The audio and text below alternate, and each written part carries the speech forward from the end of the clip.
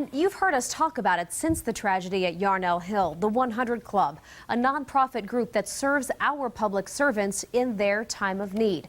Volunteers with checks in hand were the first to help the families of those hotshots, but they help so many more right here in our backyard. I really believe they saved my career. Ed Need can see it for himself. After years of protecting Tucson, someone was there for him. Nicholas McCarthy knows all about it, too. Honestly, I don't really have words for it. They just helped so much. It was such a surprise. I wasn't expecting it at all. The someone there for both men, the 100 Club. Since 1968, the 100 Club of Arizona has been there. It was causing me to go blind. I was literally going blind. Ed, a Tucson firefighter, needed a rare eye surgery, the same surgery performed on Olympic gold medalist Steve Holcomb. Insurance wouldn't cover it. So I ended up having to take the funds out of my daughter's college fund, which is not an easy thing to do, as you can imagine.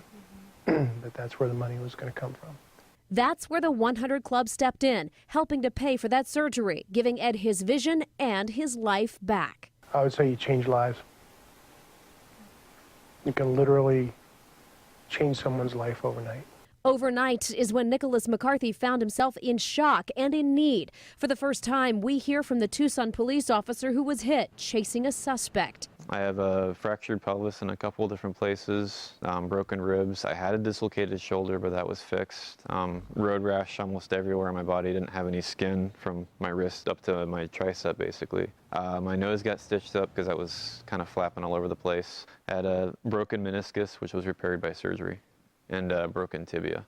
The young officer, only 2 years into his work on the force, didn't even realize the 100 Club was there for him. It was something that was a little bit of a surprise to you.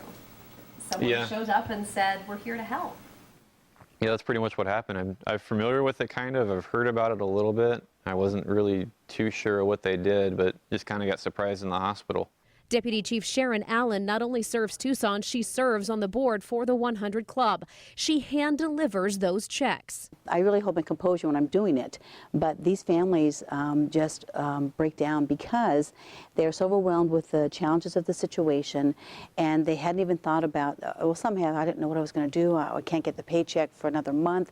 How was I going to pay my mortgage? And that's what so many first responders don't expect. For all they do to protect, when they're injured or killed, they're not always completely protected. A family who is suffering like that does not need that additional stress. That's why, as part of its mission, the nonprofit makes a point of not waiting.